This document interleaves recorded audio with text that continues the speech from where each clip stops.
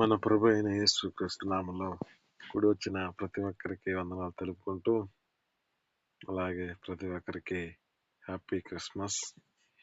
దేవుని యొక్క సన్నిధిలో దేవుని యొక్క పరిశుద్ధ గ్రంథంలో నుంచి మనం చదువుకుందాం. లూకాసు వార్త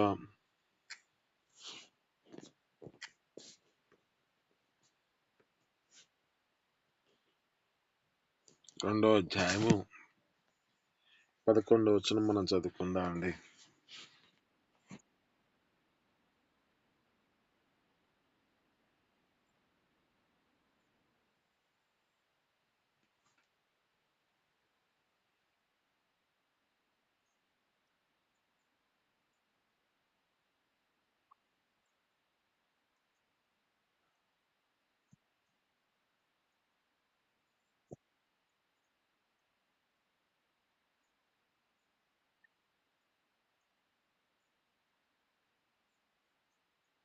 ఆమేన్. హల్లెలూయా.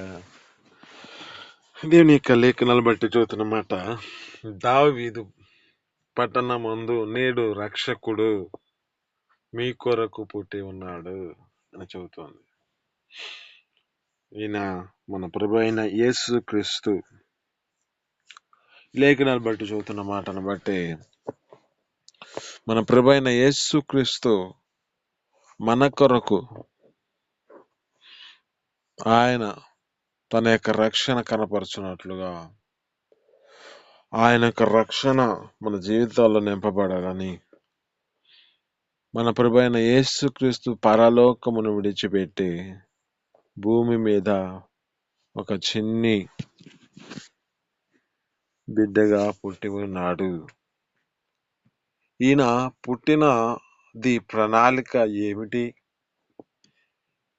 ఈయన జన్మం, ఈయన యొక్క ఉద్దేశం ఏమిటి అంటే, ఈ ప్రభువైన యేసుక్రీస్తు మన కొరకు ఆయన రక్షణ కనపరచవలనని, ఆయన మన కొరకు ఈ రక్షకుడుగా మార్చబడాలని మన ప్రభువైన యేసుక్రీస్తు ఒక చిన్ని బిడ్డగా పుట్టి ఈ భూమి మీదకి వచ్చాడు. ఈ భూమి మీదకు వచ్చిన ఆయన ఏమి చేశాడు అంటే, తన జీవితంలో మనం గుర్తు చేసుకుంటే ఏమంటున్నాడంటే, ఆయన ఒక చిన్న నాటి నుంచి తన యొక్క స్థితిని బట్టి తన తల్లిదండ్రులు అతడు లోక సంబంధముగా ఏ పని అయితే చేయాలో అంటే ఆ తల్లిదండ్రులకు విధేయతను చూపించిన వాడిగా కనబడుతూ ఉన్నాడు. ఈ తల్లిదండ్రులకు విధేయతగా చూపించిన వాడు ప్రభువైన యేసుక్రీస్తు ఏ విధంగా నడిపించబడ్డాడంటే, ఒక తల్లిదండ్రులకు విధేయుడిగా మార్చబడిన వాడై, లాగనే ఆ చిన్ని నాటి నుంచి తను ఏ ప్రాంతంలో, ఏ ప్రదేశంలో, ఆయన దూర ప్రాంతంలోకి వెళ్ళి ఏ ప్రదేశంలో వెళ్ళినా ఆయన ఈ యొక్క దేవుని యొక్క మాటలను ప్రకటించేవాడిగా ఉన్నాడు. ఈయన ప్రకటనలో అనేక మంది చూసి ఆశ్చర్యపోతున్నారు. ఈయన ప్రకటన చేస్తూ ఉండగా అనేక మంది వారి యొక్క జీవితంలో ఆశ్చర్యకరమైన స్థితి కలుగ చేయబడుతుంది. అయితే ఈ దినం మనతో మాట్లాడుతున్న మాటను బట్టి మన ప్రభు అయిన యేసుక్రీస్తు మన కొరకు ఒక రక్షణ అనే మార్గాన్ని మనకు సిద్ధపరుస్తూ ఉన్నాడు. ఈ రక్షణ అంటే ఏమిటి అంటే, ఈ రక్షణ అంటే మన జీవితాల్లో ఒక బ్రతుకు, ఈ పాపం నుంచి, ఈ పాపంలో మన జీవితాలు మరణించవలసిన పరిస్థితిలో ఉన్నప్పుడు మన ప్రభు అయిన యేసుక్రీస్తు మన కొరకు పుట్టినవాడు తన జీవితంలో పెరుగుతూ, ఆయన పెరిగిన వాడు ఏం చేయబడ్డాడంటే ఒక మాదిరి చూపించాడు. ఆయన ఒక మాదిరి చూపిస్తూ తన జీవితాన్ని నడిపిస్తూ తన యొక్క జీవితంలో మన కొరకు మన పాపాల నిమిత్తమై మరలా మరణించాడు. పుట్టినవాడు ఎదుగుతూ ఉన్నాడు. అక్కడ అంటున్నమాట మనం జ్ఞాపకం చేసుకుంటే, దేవుని దయందు మనుషుల దయందు వర్ధిల్లుచూ ఉన్నాడంట. ఇదే మాట మనం ఏ వ్యక్తి గురించి మనం తెలుసుకుంటే, ఒక ప్రవక్త గురించి మాట అంటూ ఉంటాడు. ఏమంటాడంటే, సమూయేలు గారి గురించి చెబుతూ ఉంటాడు. ఇతడు దేవుని దయందు, మనుషుల దయందు వర్ధిల్లుచూ ఉన్నాడని. వర్ధిల్లుచు ఎదుగుచూ ఉన్నాడు.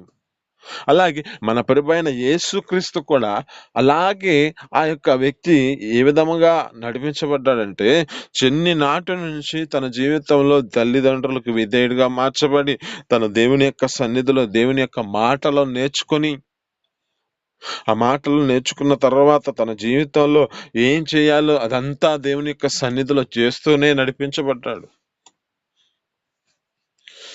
ఇతని యొక్క జీవితం ఒక నేర్పరి, ఒక నేర్చుకునేవాడిగా మార్చబడిన వ్యక్తిగా కనబడుతున్నాడు.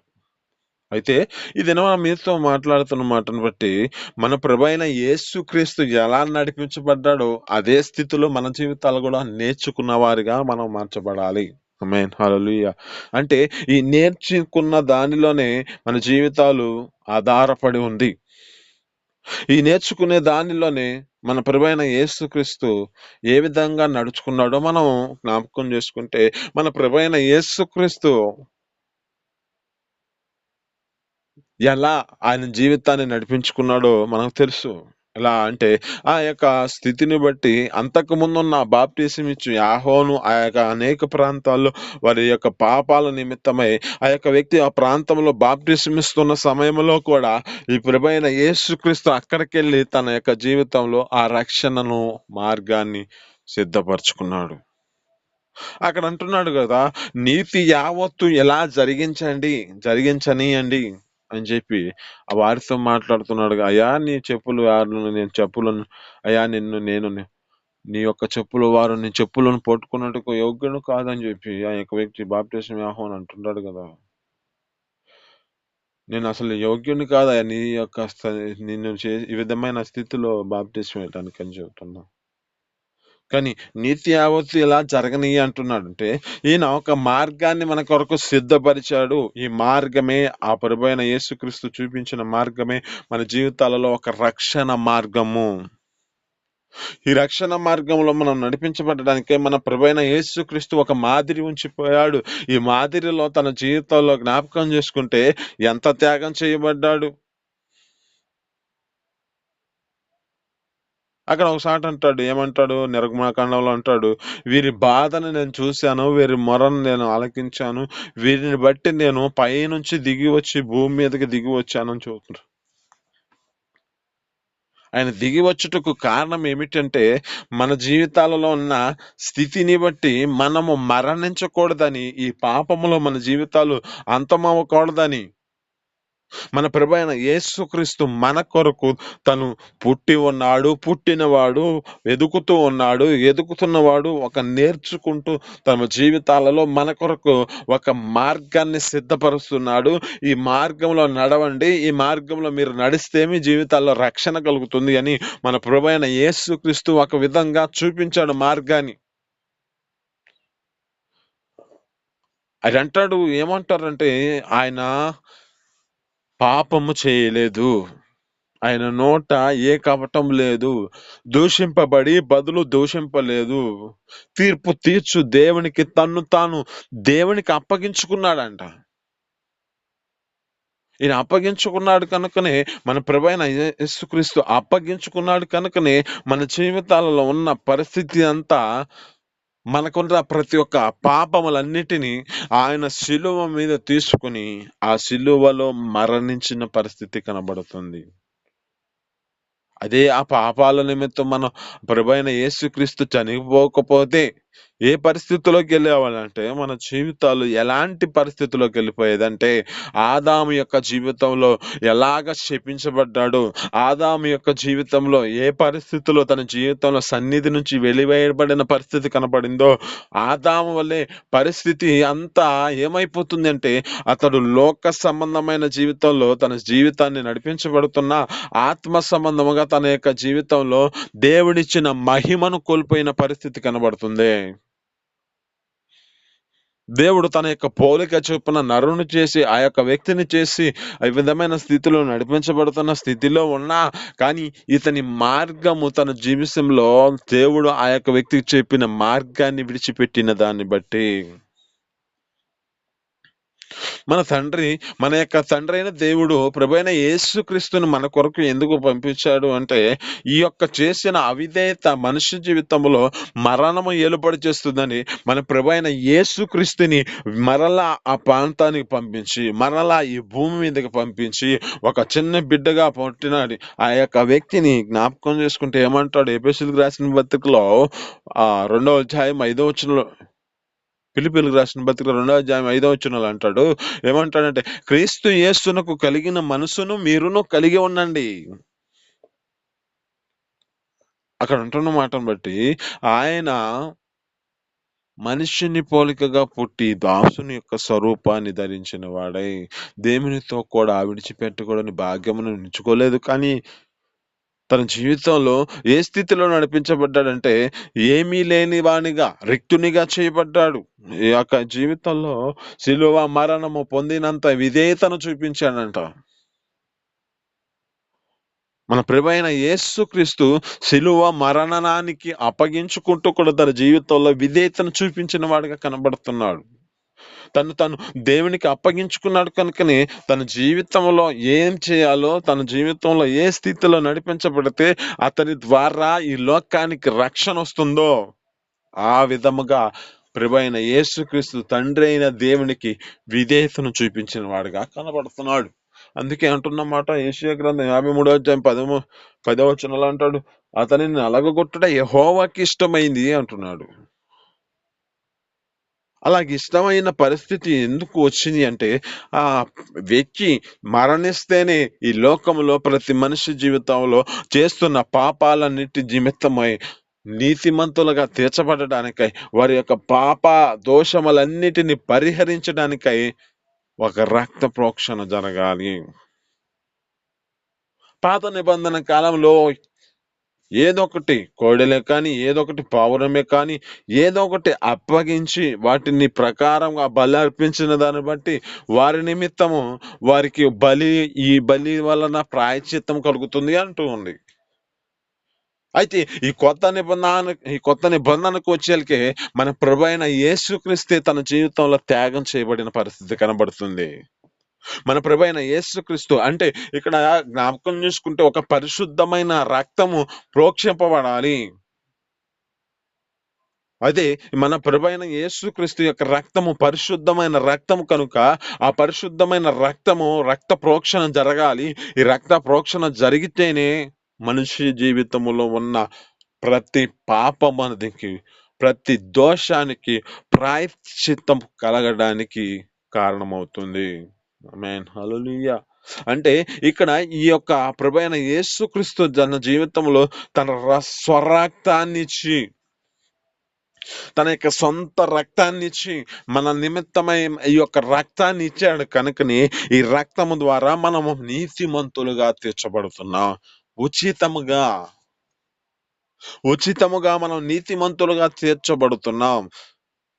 ఈ ఉచితముగా నీతిమంతులుగా తీర్చబడటానికి కారణం ఏమిటంటే మన ప్రభువైన యేసుక్రీస్తు పుట్టి మరలా పుట్టినవాడు నేర్చుకుంటూ ఒక నేర్పరిగా తన జీవితాన్ని చూపిస్తూ ఒక నేర్పరిగా నడిచిన వాడు ఏం చేశాడంటే తన జీవితంలో తన యొక్క స్థితిని బట్టి తన జీవితాన్నే త్యాగం చేశాడు. అందుకే ఈ లోకంలో రక్షణ వచ్చి ఉంది. అయితే ఇది మనం మీతో మాట్లాడుతున్న మాటలు బట్టి మన జీవితాలలో ఈ రక్షణ మన జీవితాల్లో నిర్లక్ష్యం చేసుకుంటున్నామా? ఇంత గొప్ప రక్షణ మనం నిర్లక్ష్యం చేసుకుంటున్నామా? అయితే రాబో దినాలలో ఉగ్రత వస్తుంది. ఈ ఉగ్రత నుంచి నువ్వు తప్పించబడాలన్నా ఈ ఉగ్రత నీ జీవితంలో రాకుండా ఉండాలన్నా నీవు దేవుని యొక్క సన్నిధిలో ఆ రక్షణ పొందుకున్నావా లేదో పరీక్షించుకోవాలి. ఈ రక్షణలో మన జీవితాలలో మన ప్రభువైన యేసుక్రీస్తు కనబడుతున్నాడు. ఈ రక్షణ మన జీవితాలలో మన ప్రభువైన యేసుక్రీస్తు యొక్క మాదిరి కనబడుతుంది. మన ప్రభువైన యేసుక్రీస్తు యొక్క రక్తం కనబడుతుంది. శిలువ రక్తము చేత మన జీవితాలలో ప్రాయశ్చిత్తం చేశాడే. ఈ ప్రాయశ్చిత్తాన్ని మనం వృధా కానికూడదు. అందుకేగా అంటాడు, ఇలువ పెట్టి మిమ్మల్ని నేను కొనుక్కున్నాను.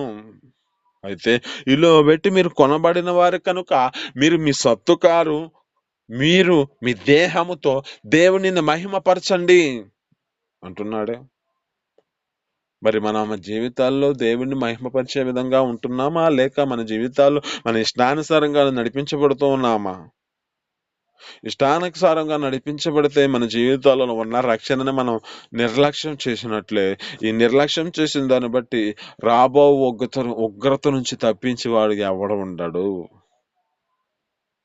అందుకే కదా మీతో మాట్లాడిన మాటలు బట్టి మొన్నటి కీర్తనలు గాని, కీర్తనలు గ్రంథం 50 అధ్యాయం 22 వచనంలో అంటున్న మాటను బట్టి మనం చదువుకుంటే ఏమంటున్నాడంటే, అక్కడ దేవుని మరచువారులారా దీన్ని యోచించుకోండి, ఆలోచించుకోండి, లేని ఎడల నేను మిమ్మల్ని చీల్చివేయుదును. దాన్ని తప్పించేవాడు ఎవడో లేడు ఇక అని చెబుతున్నాడే. అంటే మరిచిపోయే పరిస్థితిలో మన జీవితాలు నడిపించబడుతున్నాయేమో. ఆయన చేసిన త్యాగాన్ని మర్చిపోతున్నామో, ఆయన నడిచిన నడకను మర్చిపోతున్నావేమో, ఆయన పుట్టిన పుట్టుకను నువ్వు మర్చిపోతున్నావేమో. ఇదేమో నీతో మాట్లాడుతున్నమాట. క్రీస్తు మన కొరకు పుట్టింది ఒక రక్షణ. క్రీస్తు మన కొరకు పుట్టినది ఒక రక్షణ కలగచేయడానికి. ఈ రక్షణ అనే మార్గాన్ని మన జీవితాల్లో విడిచిపెట్టుకుంటే ఏ పరిస్థితిలోకి వెళ్తాం? అందుకే ఇక్కడ అంటున్న మాటలను బట్టి 23వ వచనంలో కూడా చదువుకుంటే అక్కడ అంటాడు, స్తుతి యాగము అర్పించేవాడు దేవుణ్ణి మహిమపరుస్తున్నాడు. తన జీవితంలో తన యొక్క స్థితిని బట్టి రక్షణ కనపరచబడినట్లుగా అతడు ఒక మార్గాన్ని సిద్ధపరచుకుంటున్నాడు. ఈ మార్గంలో మనం సిద్ధపరచుకుంటేనే ఆ యొక్క జీవితంలో మనం సురక్షితంగా నివసింపగలుగుతాం. సురక్షితంగా మన జీవితాలు దేవుని యొక్క రక్షణ చేత నింపబడుతుంది. స్తుతి యాగము మన జీవితాల్లో ఉండాలి. ఈ స్తుతి యాగమే మన జీవితాలు ఆయన సన్నిధిలో ఆయన ఏ విధంగా నడిపించబడ్డాడో, ప్రభువైన యేసుక్రీస్తు ఏ విధంగా నడిపించబడి తన జీవితాన్ని అప్పగించుకొని తన జీవితంలో ఒక పుట్టుకతో ఏ విధంగా నడిపించబడ్డాడో, ఒక నరరూపిగా తన జీవితాల్లో ఒక మనిషినిగా పుట్టినవాడై అయినను తన జీవితంలో ఒక దాసునిగా స్వరూపాన్ని ధరించుకొని మరణము పొందినంత విధేయతను చూపించేవాడు, అన్నీ ఉన్నా లేనివానిగా ఒక రిక్తునిగా చేయబడ్డాడు. ఎందుకు ఇంత త్యాగం చేసింది ఆయన? నీ కొరకు ఒక రక్షణ కనపరిచాడే. ఈ రక్షణ మార్గాన్ని నిర్లక్ష్యం చేసుకుంటున్నావా? దావీదు పట్టణమందు నేడు రక్షకుడు పుట్టి ఉన్నాడు, నేడు రక్షకుడు మీ కొరకు పుట్టి ఉన్నాడు అని చెబుతుంది. ఈ పుట్టుకలో మన జీవితాల్లో మన యొక్క స్థితి ఎలా నడిపించబడుతుంది?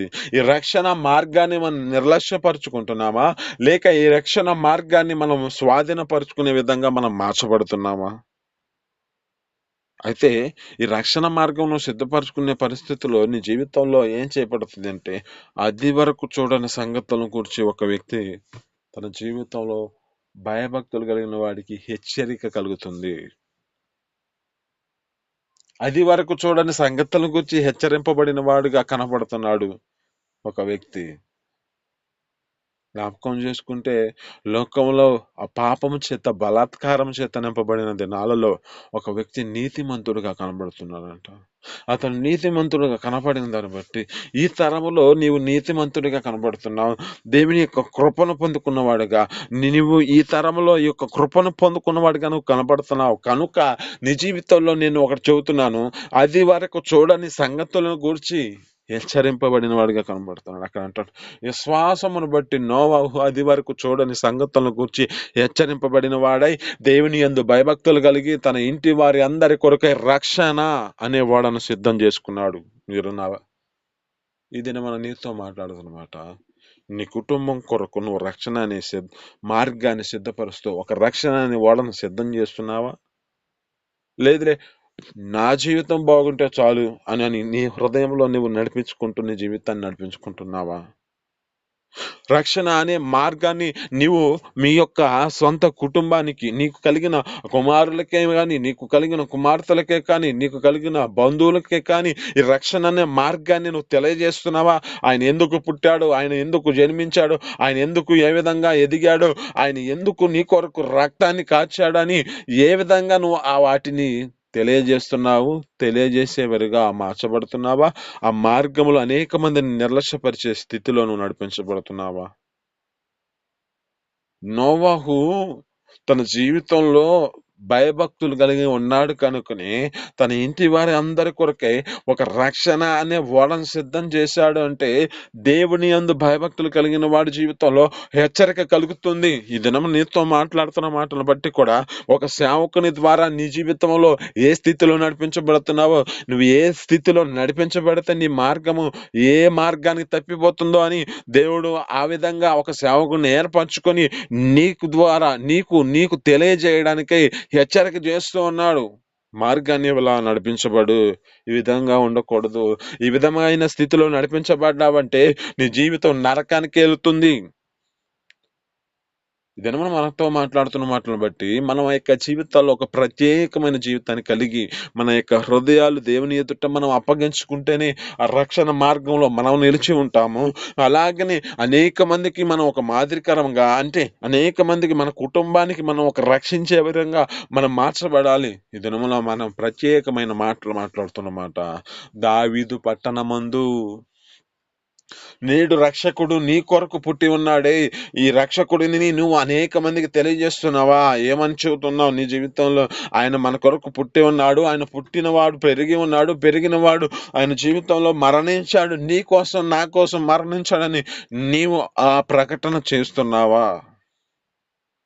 నిన్ను పిలుచుకున్నాడు ఒక పిలుపు. ఎలా పిలుచుకున్నాడు?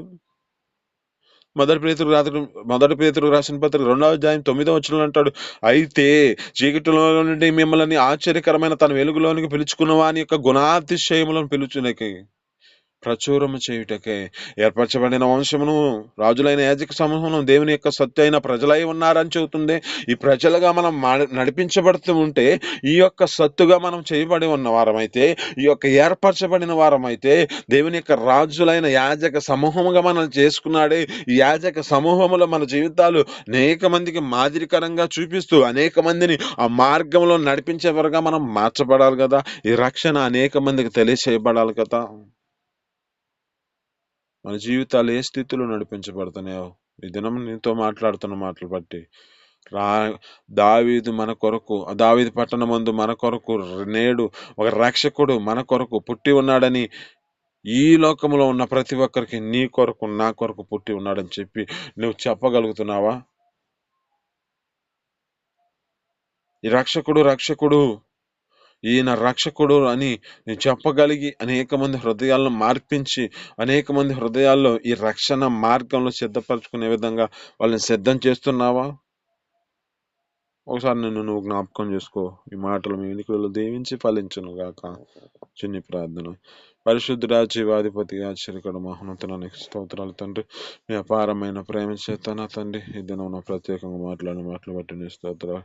అయ్యా, మీరు మా కొరకు రక్షకుడిగా పుట్టి ఉన్నారు. ఈ రక్షణ నా తండ్రి మీ పుట్టుక నుంచి నా తండ్రి మా జీవితాల్లో ఏ విధంగా నడిపించబడ్డావు మేము అది నా తండ్రి మాకు జ్ఞాపకం చేసిన దాన్ని బట్టి నీ స్తోత్రాలు.